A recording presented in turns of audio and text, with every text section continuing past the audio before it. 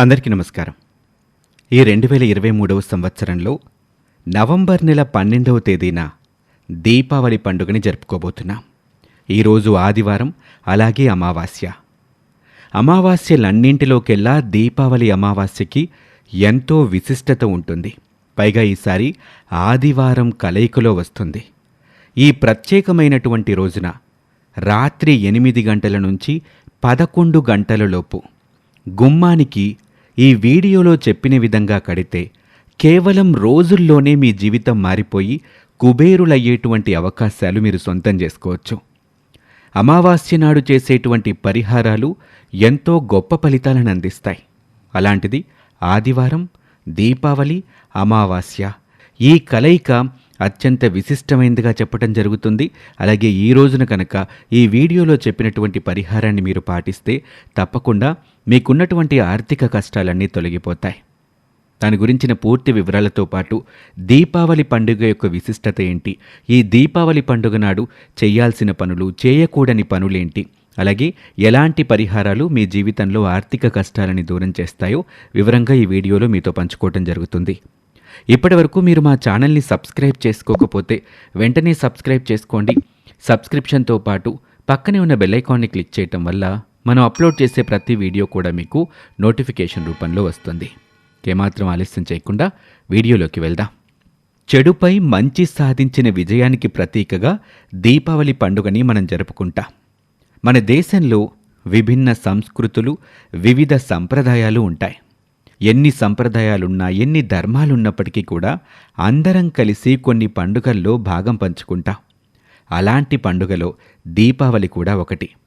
ఈ పండుగ నాడు ప్రజలందరూ కుటుంబంతో కలిసి సంప్రదాయాలకు భిన్నంగా ఎంతో ఆనందంగా, ఉత్సాహంగా ఈ పండుగని జరుపుకుంటూ ఉంటారు. వెలుగులు నింపేటువంటి ఈ పండుగ ఆధ్యాత్మిక, శారీరక సంబంధాలని మెరుగుపరుస్తుంది. అంతేకాదు, చెడు ప్రభావాలపై ఆధ్యాత్మిక విజయాన్ని ఈ దీపావళి పండుగ సూచిస్తుంది. ఇంట్లో ఈ పండుగని ఆనందంగా జరుపుకునేటప్పుడు కొన్ని నియమాలు, అలాగే కొన్ని విధి విధానాలు తప్పక పాటించాల్సి ఉంటుంది. దీపావళి వస్తుందంటే ప్రతి ఇంట్లో నూతన వెలుగులొస్తాయి. ఎందుకంటే ఈనాడు లక్ష్మీ పూజ చేస్తాం.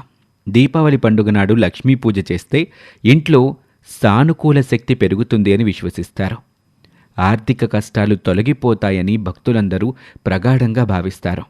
ప్రతి పండక్కి ఏ విధంగా అయితే ఇంటిని పరిశుభ్రంగా ఉంచుకుంటారో అలాగే శుభ్రత సానుకూల శక్తిని పెంపొందిస్తుంది. కాబట్టి ఈ దీపావళి పండుగకి కూడా ఇంటిని పరిశుభ్రం చేసుకోవాలి.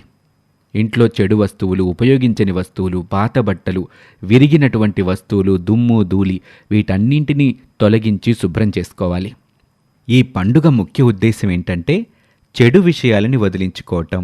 ఇంట్లో మనకి ఉపయోగపడనివి, చెడు చేసేవి పూర్తిగా వదిలించుకోవటమే. కొత్త వస్తువుల్ని తెచ్చిపెట్టుకోవటం.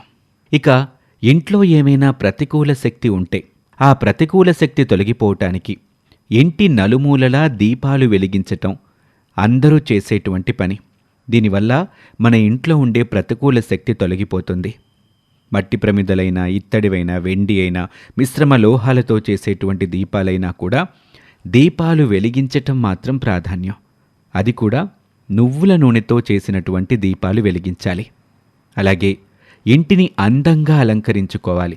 ప్రధానంగా ఇంటి ద్వారం, ఇంటి గుమ్మం కానీ, తలుపు కానీ చాలా అందంగా, ఆహ్లాదకరంగా అలంకరించుకోవాలి. పసుపు కుంకుమలతో ముగ్గులు వేసి లక్ష్మీదేవిని సాదరంగా ఆహ్వానించాలి. అలాగే ఈ విశిష్టమైనటువంటి రోజున లక్ష్మీదేవితో పాటు కుబేరుడికి కూడా పూజలు చెయ్యాలి.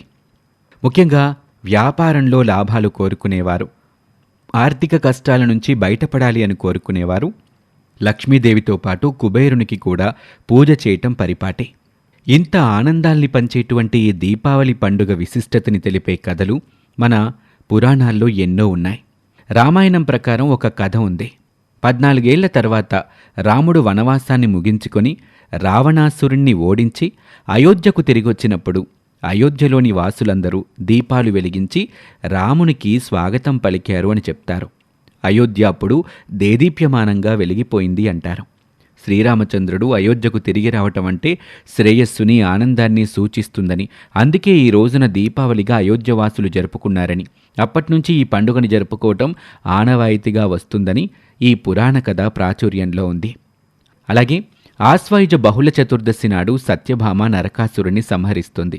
నరకాసుర సంహారంతో బహుళ చతుర్దశి నరక చతుర్దశిగా ప్రసిద్ధి పొందింది. నరకాసురుడు ప్రజల్ని పీడిస్తూ, దేవలోకాలని ఇబ్బందులు పెడుతూ అందరినీ వేధింపులకి గురిచేస్తూ ఉండేవాడు. కృతయుగంలో హిరణ్యాక్షకుని వధించిన వరాహస్వామికి, భూదేవికి అసుర సంధ్యా సమయంలో పుట్టిన నరకుడు తన చావు తల్లి చేతిలో పొందాలని వరం కోరుకుంటాడు. ఇక ద్వాపర యుగంలో శ్రీకృష్ణ భగవానుడిగా అవతరించిన మహావిష్ణువు సత్యభామను పెళ్లాడతాడు. భూదేవి అంశ అయిన సత్యభామ శ్రీకృష్ణుడితో కలిసి నరకాసురుని అకృత్యాలను అరికట్టడానికి యుద్ధం చేస్తుంది. ఈ యుద్ధంలో సత్యభామ నరకాసురుని హతమరుస్తుంది. నరకాసురుణ్ణి సత్యభామ సంహరించినందుకు, నరకాసురుడి పీడ విరగడైనందుకు సంబరాలు జరుపుకుంటారు. దీపాలు వెలిగించి దీపాల వేడుకని చేసుకుంటారు. ఇలాంటి విశిష్టత కలిగినటువంటి ఈ పండుగ నాడు మీరు మీ ఇంట్లో లక్ష్మీ పూజని ఆచరించి, దీపాలు వెలిగించి, ఆ లక్ష్మీదేవిని మనస్ఫూర్తిగా ఆర్థిక కష్టాల నుంచి మిమ్మల్ని బయటపడేయమని, మీ ఇంట్లో సంపద, ఐశ్వర్యం కలగాలని మనస్ఫూర్తిగా కోరుకుంటే ఆ లక్ష్మీదేవి తప్పకుండా మీ కోరికల్ని నెరవేరుస్తుంది. ఇక ఈ దీపావళి పండుగ నాడు ఆర్థిక ఇబ్బందుల నుంచి శీఘ్రంగా బయటపడ్డానికి ఒక చక్కటి పరిహారం మీరు గనక పాటిస్తే మీకు, మీ కుటుంబానికి ఎంతో మేలు కలుగుతుంది. సాధారణంగా అమావాస్య నాడు చేసే పరిహారాలు తొందరగా ఫలితాలనిస్తాయి. ఈసారి ఆదివారం, అమావాస్య, దీపావళి ఈ కలయిక అరుదుగా వస్తుంది కాబట్టి ఈ విశిష్టమైనటువంటి రోజున కూడా మీరు చేసేటువంటి పరిహారాలు మీకు, మీ కుటుంబ సభ్యులకి ప్రయోజనాలు ఇవ్వటమే కాదు, ఆర్థిక ఇబ్బందుల నుంచి బయటపడేస్తాయి. అలాగే ఇంటికున్నటువంటి చెడుగాలుల ప్రభావాన్ని దూరం చేస్తుంది. నరఘోష, నరదిష్టి లాంటివి మీ కుటుంబానికి తగలకుండా చేస్తుంది.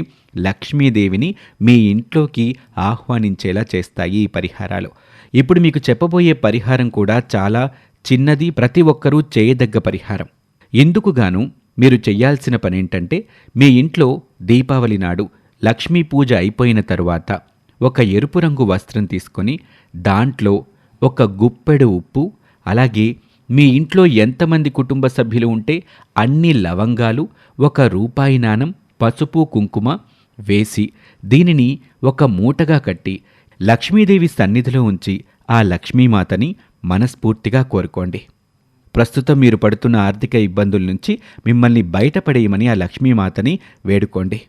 ఆ తర్వాత 11 గంటలలోపు ఎవ్వరూ చూడకుండా మీ సింహద్వారానికి ఈ ఎరుపు రంగు వస్త్రంతో చేసినటువంటి మూటని కట్టండి. ఇంటి యజమాని ఈ పరిహారాన్ని చేయాల్సి ఉంటుంది. గుర్తుపెట్టుకోండి, ఎరుపు రంగు వస్త్రంలో మీ గుప్పెడు నిండా కళ్ళుప్పు, అందులో మీ ఇంట్లో ఎంతమంది కుటుంబ సభ్యులు ఉంటే అన్ని లవంగాలు, ₹1 నాణెం, పసుపు, కుంకుమ వేసి దానిని ఒక మూటలాగా చేసి సింహద్వారానికి 11 గంటలలోపు ఎవ్వరూ చూడకుండా కట్టండి. మళ్ళీ అమావాస్య నాడు దీన్ని తీసి పారే నదిలో వదిలేయండి, లేదా నిర్మానుష్య ప్రాంతంలో తీసుకెళ్లి పరేయండి.